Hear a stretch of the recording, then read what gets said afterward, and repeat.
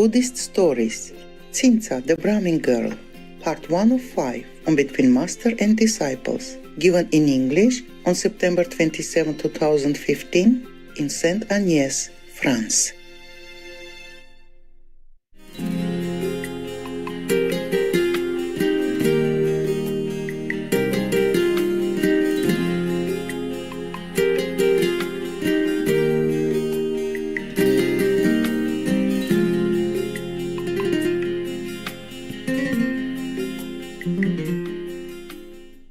Okay, let's go Buddha business, huh? Oh, my God, just eating all day. Only because today is festival, okay? Don't expect this every day, huh? You don't come here for this, right? Yes. Man, I never know. Maybe you especially came for Moon Festival. You wait until the last minute, yeah? Come here just on time to eat the cakes. Okay, the Buddha, when he was alive, he had also been blamed for things that was not true. You want to know about that? Yes. Because I had some bad names, because I thought, I was born in Vietnam, just a small Vietnamese woman. And Vietnam is not like famous or anything about anything. All you heard about Vietnam is war and refugees and poverty and all that. Just recently, they rise up already. Yeah, international standard. Even they are in World Trade. Organization. Huh? World Trade Organization. Yeah. Before even Russia. Yeah, at that time Russia was not admitted. Vietnam already inside. You don't have any translation? You understood English? Hiểu hả? Có hả? Okay, good. And I had no back support, nothing, nothing. I was all alone. I went it all alone. If I was born in India and all that, then they would call me Guru, Mataji, Maharaji, Mataji, Babu, Baba, yeah, Samiji, yeah, Swami, Maharaji, whatever, yeah. But I was born in Vietnam, so I had nothing to be proud of, Yeah, at that time even just the war was just recently fresh, and Vietnam was still embargoed. Yeah, and now it's better. Yeah, the country is much better, and the government is more open, so people can come in and out of the country. Foreigners and Vietnamese alike. It's very good. Bravo for that. Yeah, it's even easier to go out of the country for doing tourism now than during the war. Yeah. So the communist regime in Vietnam is not so bad. Yeah? Very open. Yeah, younger generation, open. War's over. All right, I read you this story. It's called Tsinza, the Brahmin girl.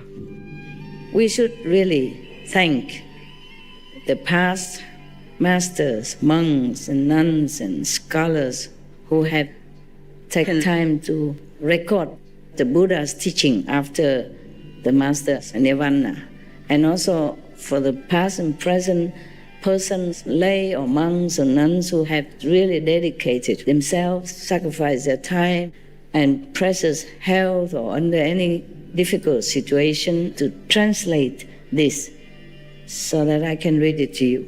We have to thank them. And may they be blessed forever by all the Buddhas, past, present, and future. May their merit be immense. May they be liberated forever. Thank you.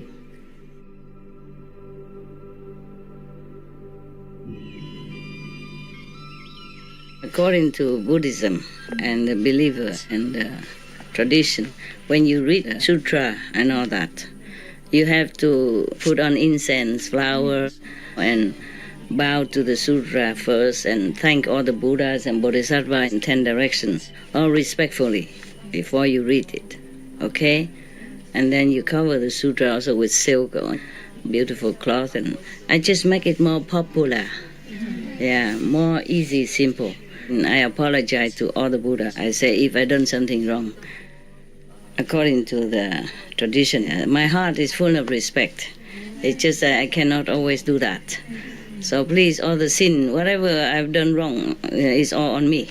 At least other people, they hear the names of the Buddha, according to the sutta, they will get benefit. Yes.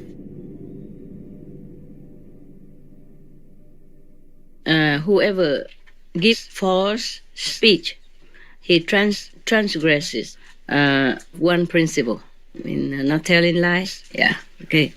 We have 5 principles, main principles, like shall not kill or harm anyone else, and not tell lies, and not steal, and not commit illicit sex, and not take intoxicants. Yeah.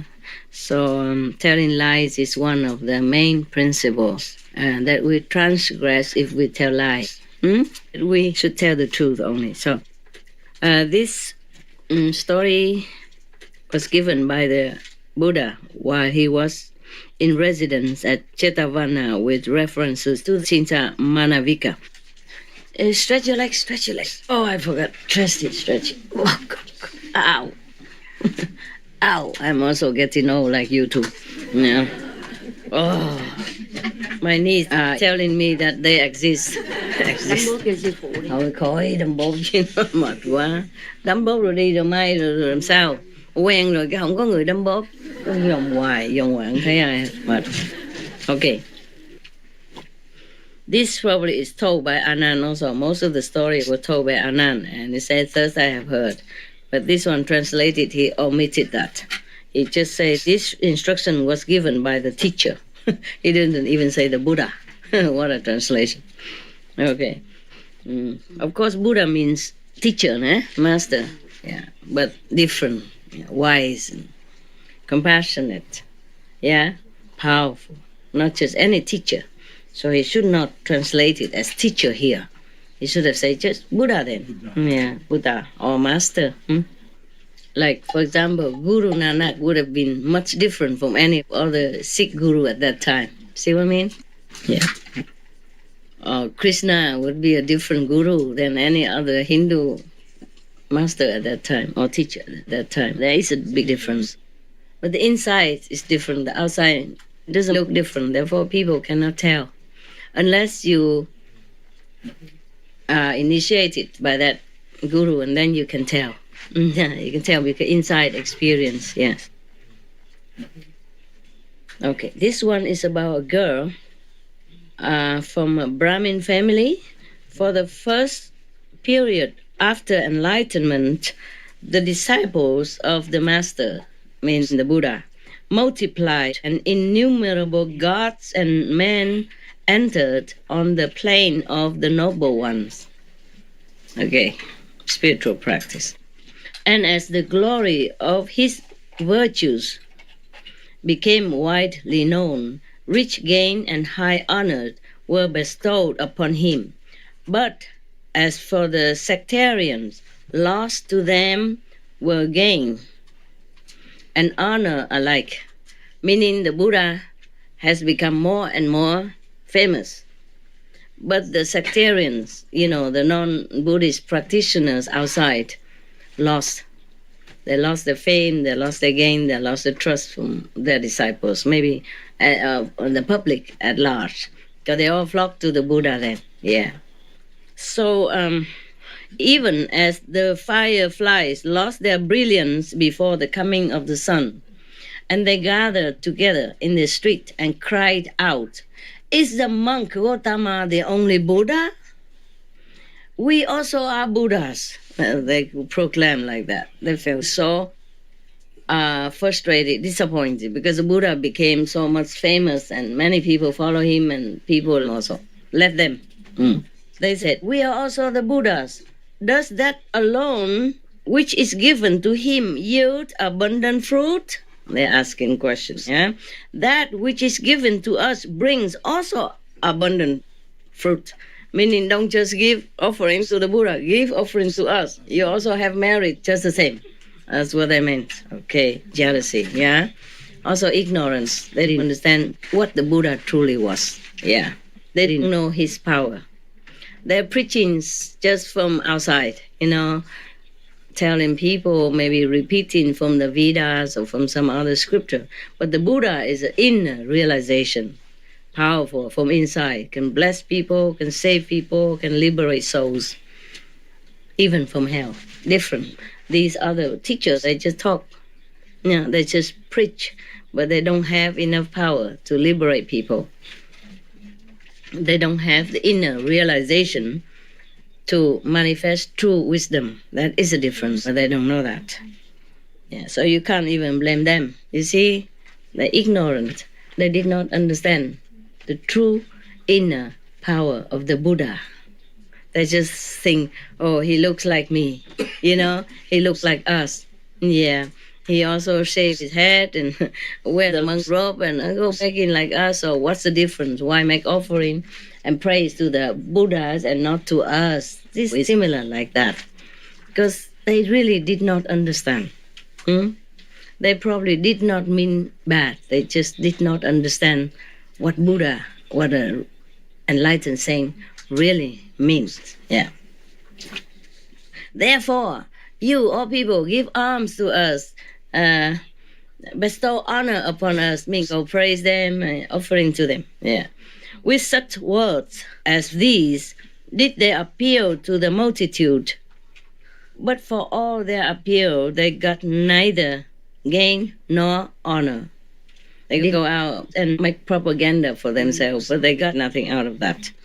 Accordingly, they met together in secret and considered within themselves, by what means can we cast reproach upon the monk Gautama in public, and so put an end to the gain and honor bestowed upon him. They were thinking of some wicked scheme, trying to defame the Buddha. Yeah. In secret, okay, these people, these mundane sectarian teachers, who has no wisdom, no enlightenment, no power, just want fame and name. Maybe like one of you, one of the people you mentioned before, maybe some of them. Yeah, of course, everywhere, in every country there are such people. Yeah, it takes some great affinity and sincerity in order to discern who is who. Yeah. Because outside looks the same anyway, right? Outside looks the same way. All humans look the same, huh? I look like her, and she looks like me, and I look like her, and I look like me. Other hair only. She's a Quebecois. Yes, Quebecois. Yeah? Quebecois. Quebec or Quebec? Quebecois. Yeah? Yeah, they speak different French. I had some friends. I met some of them before in Cayman. They are Quebecois. They said they spoke French, but I understood nothing. They did speak French, it's just a different accent. Yeah, you don't understand a thing what they're saying. Yeah, I thought they're speaking Greek or something. Okay. Now at that time, there lived in Savatthi a certain wandering nun named Sinta Manavika. A nun, mark this. Not a normal girl, huh? A nun. She possessed such surpassing beauty and loveliness. Wow. A very celestial nymph was she. From her body proceeded forth rays of light even. Wow. She's not a normal nun. She had some good aura, some spiritual gain already. Yeah. So, listen. Now, a certain harsh counselor made this proposal to them, to this group of jealous teachers, sectarian teachers. They say, okay, if we engage the assistance of this woman, we shall be able to cast reproach upon the monk Gautama. Gautama means the Buddha. They did not call him the Buddha or master respectfully. They were just jealous. They call him by his worthy name, Gautama. the Prince Gautama. Yeah. But you see, I thought because I was a Vietnamese woman born in Vietnam and a small woman, don't look anything special, so some people don't like. But the Buddha also, you see, had problems. Jesus also had problems. But Buddha was even a prince, and he forsook all his kingdoms and richness and 500 wives, or some more, and his winter palace, summer palace, just to become a monk, to seek enlightenment. Still, they thought he just wanted fame and gain. You see that?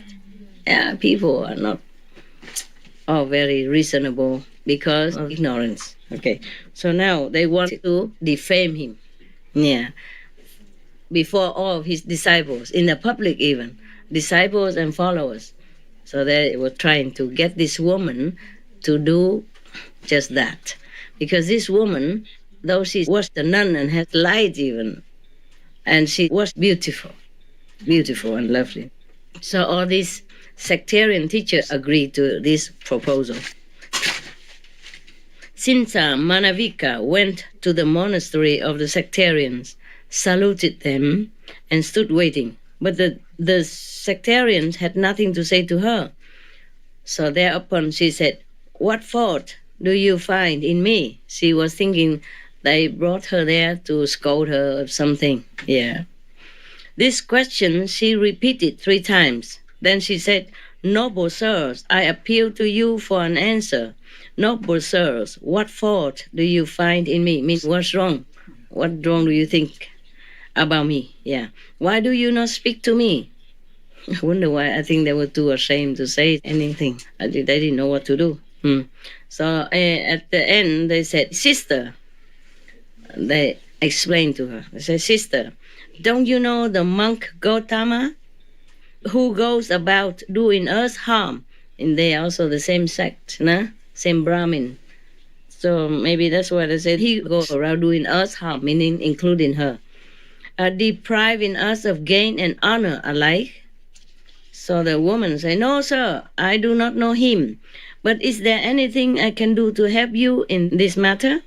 So they said, the teachers, the sectarian teachers said, "Sister, if you wish us well, summon all your resources, contrive to cast reproach upon the monk Gautama, and so put an end to the gain and honor that people bestow upon him." So Singsa Manavika replied, "Very well, noble sirs.